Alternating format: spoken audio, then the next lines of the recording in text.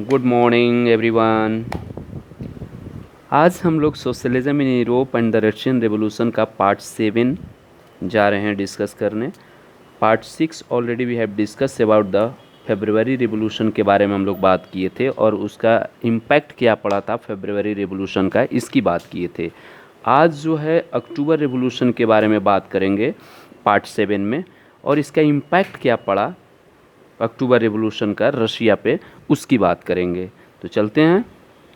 कह रहा है कि October revolution it was started on, अगर बात किया जाए तो 1917 में स्टार्ट हुआ था, और अक्टूबर रेवोल्यूशन को ओरिजिनली रूप से रशियन रेवोल्यूशन के भी नाम से जाना जाता है। अब कह रहा है कि आखिर ये कैसे हुआ, अक्टूबर रेवोल्यूशन क्यों हुआ और इसमें क्या क्या हुआ, इसकी बात जानेंगे। तो कह रहा है कि अक्टूबर रेवोल्यूशन जो है, जैसे जैसे प्रोविज़नल गवर्नमेंट और बोल्शेविक के बीच कन्फ्लिक्ट्स बढ़ते गया, टकराव बढ़ते गया, ठीक है, टकराव बढ़ते गया, तो लेनिन को अब ऐसा मतलब शंका होने लगा कि अब क्या कर रहा है जो केरेंस्की सरकार है। केरेंस्की सरकार कहने का मतलब मेरा ये है कि ये जो प्रोविज़नल गवर्नमेंट है, प्रोविज़नल गवर्नमेंट कौन चला रहे थे, तो केरेंस्की चला रहे थे। तो केरेंस्की ऐसा बोल्शेविक को लगने लगा, लेनिन को लगने लगा कि ये क्या कर रहा है, तानाशाही थोप रहा है, किस पर, रशिया के लोगों पर। तब क्या हुआ, सितंबर में उन्होंने सरकार के खिलाफ क्या किया, रिवोल्ट करना स्टार्ट कर दिया, रिवोल्यूशन करना स्टार्ट कर दिया। मतलब पूरी तरह से रिवोल्ट तो नहीं किए। सितंबर महीना में बोल्शेविक पार्टी ने सरकार के खिलाफ विद्रोह के बारे में चर्चा शुरू कर दी सब जगह रशिया में।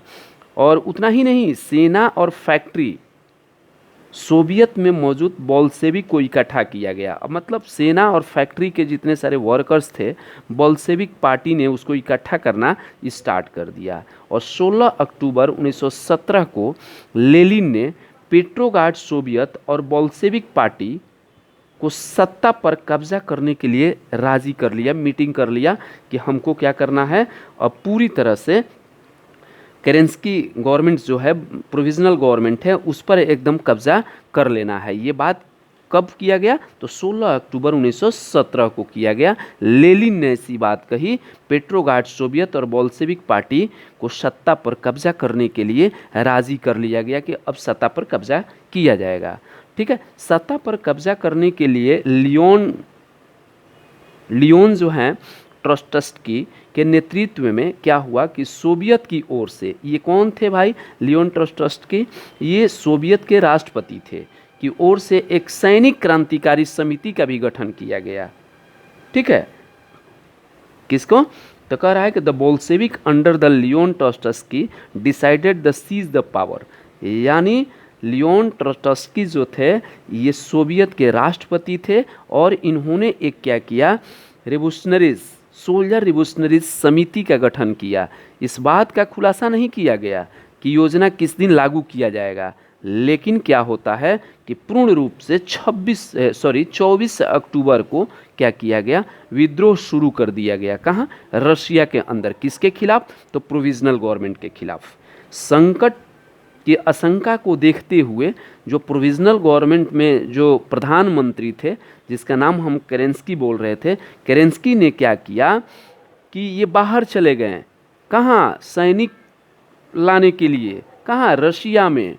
और जब बाहर गए तो क्या हुआ कि उसके जो केरेंस्की गवर्नमेंट में जितने सारे वफादार सैनिक थे, वो क्या किया, वफादार सैनिकों ने 2 बोल्शेविक अखबारों के ऑफिस पर क्या कर दिया, घेरा डाल दिया, और टेलीफोन और टेलीग्राफ दफ्तर था वो पूरी तरह से अपना नियंत्रण कर लिया। उतना ही नहीं, विंटर पैलेस की रक्षा करने के लिए, यानी प्रोटेक्ट करने के लिए सरकार के जो समर्थक सैनिक को रवाना कर दिया गया। मेरा कहने का मतलब ये है कि जब केरेंस्की जो हैं रशिया से बाहर सैनिक लाने के लिए गए, तो उसका ट्रस्टेबल जो सैनिक थे, मिलिट्री मेन लॉयल जो थे, वो बोल्शेविक पार्टी के अखबारों के दफ्तर पर क्या किया, घेरा डाल दिया और पूरी तरह से कंट्रोल कर लिया।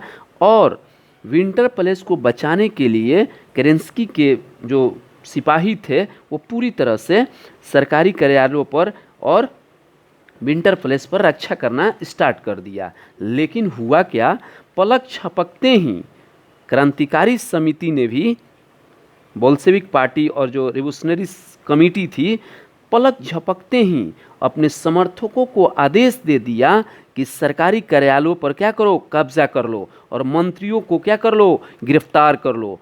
उसी दिन उधर तो बोल्शेविक पार्टी और रिवोल्यूशनरी कमेटी ने ऑर्डर दिया अपने सपोर्टर को कि जल्दी से जल्दी क्या करो, प्रोविजनल गवर्नमेंट के मंत्री को और सरकारी जो जितने सारे ऑफिस है उस पर कब्जा कर लो।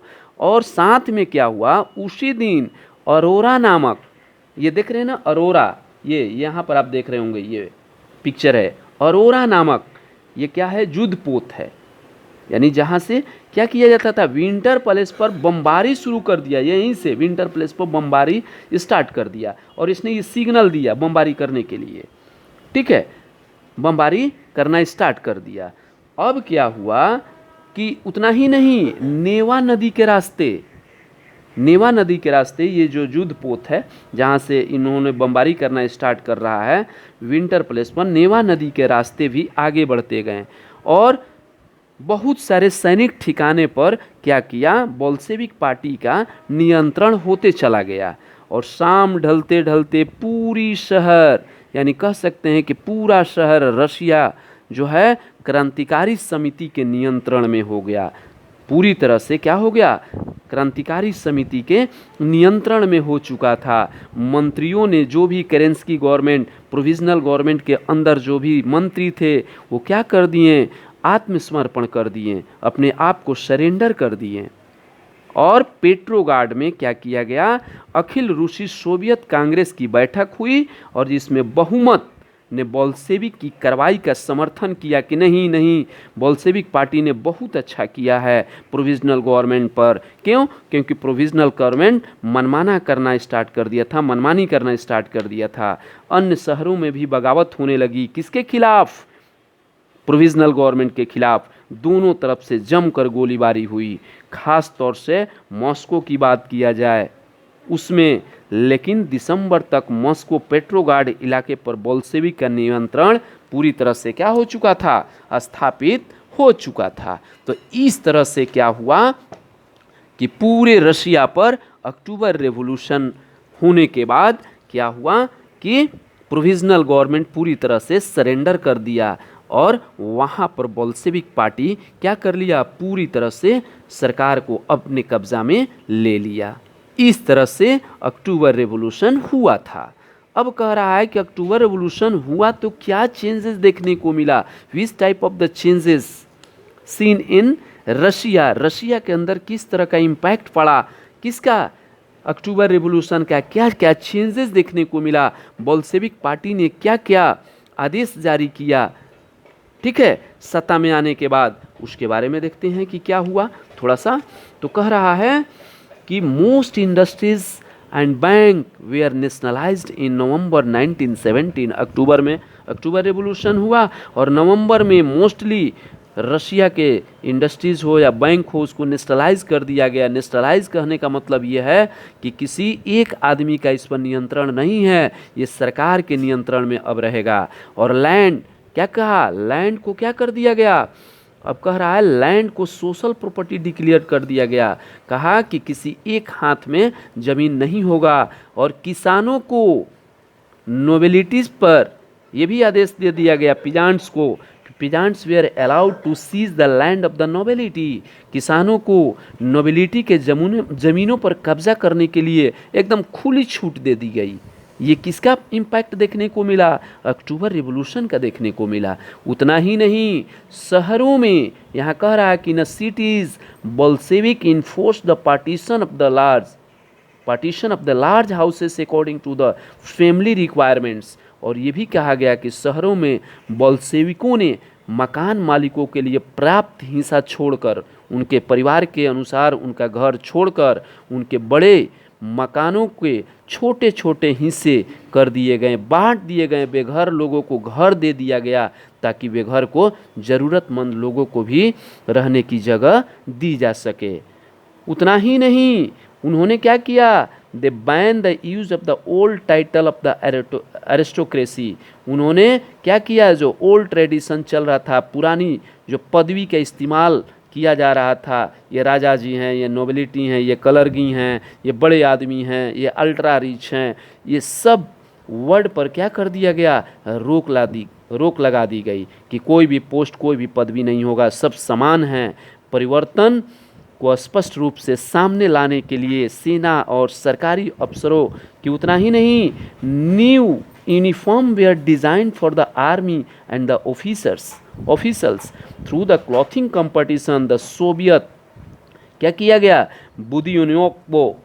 बुदियोनोवोक्बो वाज सुजेन। कहने का मतलब ये है कि परिवर्तन को स्पष्ट रूप से माने पता चले कि परिवर्तन हो गया रशिया में, इसके लिए क्या किया गया, सेना और सरकारी अफसरों की वर्दियाँ बदल दी गई। इसके लिए 1918 में क्या हुआ, क्लॉथ कंपटीशन हुआ, यानी परिधान प्रतियोगिता आयोजित की गई, कंपटीशन ऑर्गेनाइज किया गया, जिसमें सोवियत टोपी का चुनाव किया गया और उस सोवियत टोपी का नाम क्या दिया गया, बुदियोनोवेका।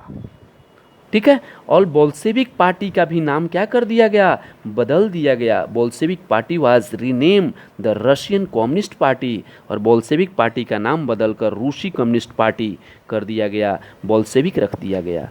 ठीक है, बोल्शेविक पार्टी से क्या नाम रख दिया गया, रूसी कम्युनिस्ट पार्टी कर दिया गया।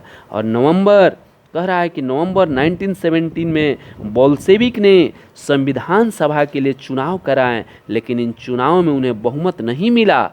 तो जनवरी 1918 में असेंबली ने बोल्शेविक के प्रस्तावों को खारिज कर दिया और लेनिन ने असेंबली को क्या कर दिया, डिसमिस कर दिया। उनका मत था कि अनिश्चित परिस्थितियों में चुनी गई असेंबली के मुकाबले अखिल रूसी सोवियत कांग्रेस कहीं ज़्यादा लोकतांत्रिक संस्था है, इसलिए कोई भी असेंबली की ज़रूरत नहीं है। ठीक है। और क्या किया गया, trade union were kept under the party control, और जितने सारे ट्रेड यूनियन था सबको किसके अंडर में ला दिया गया, ट्रेड यूनियन पर पार्टी का नियंत्रण रहता था। और उतना ही नहीं, द सीक्रेट सर्विस कॉल्ड, यहाँ पर बहुत इंपॉर्टेंट लाइन है, ट्रेड यूनियन पार्टी के नियंत्रण में हो गया, और गुप्तचर पुलिस जिससे पहले चेका और बाद में ओजीपो यहाँ पर दिया है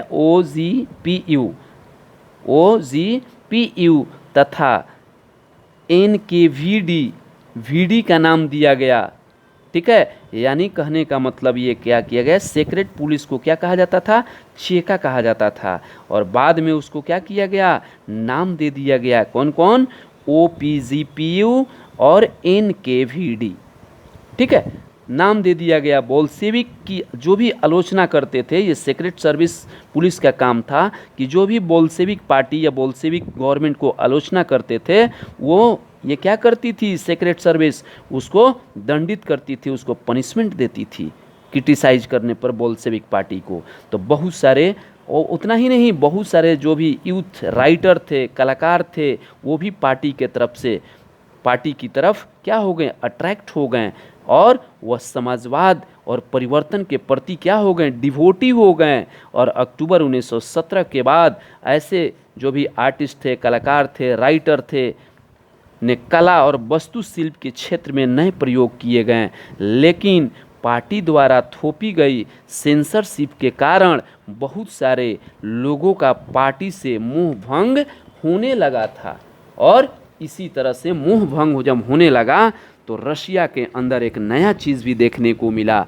क्या देखने को मिला, जब बोल्शेविक पार्टी ने जमीन का पुनर्वितरण का आदेश दिया, 3 डिमांड था ना लेनिन का, उसने तीनों डिमांड लागू कर दिया था आफ्टर अक्टूबर रेवोल्यूशन के बाद। जब लागू किया, ज़मीन को रीडिस्ट्रीब्यूशन करने का आदेश दिया, तो रूसी सेना जो थी वो क्या होने लगी, टूटने लगी, और ज़्यादातर सिपाही जो थे, किसान थे, वो भूमि के लालच में वो घर लौटने लगे और इसलिए सेना छोड़कर जाने लगे। और बोल्शेविक समाजवादी, उदारवादी, राजशाही के समर्थक ने बोल्शेविक विद्रोह की निंदा की, और इस तरह से देखा गया कि गृह युद्ध भी हो गया। तो हम अगला वीडियो में सिविल वार के बारे में बात करेंगे, जिसको गृह युद्ध के नाम से हम लोग जानते हैं। तो सिविल वार के बारे में बात करेंगे कि रशिया में सिविल वार कैसे हुआ।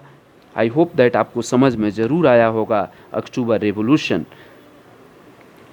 Thank you for watching me and listening me. So I request to all like and subscribe my channel. Thank you. Bye bye.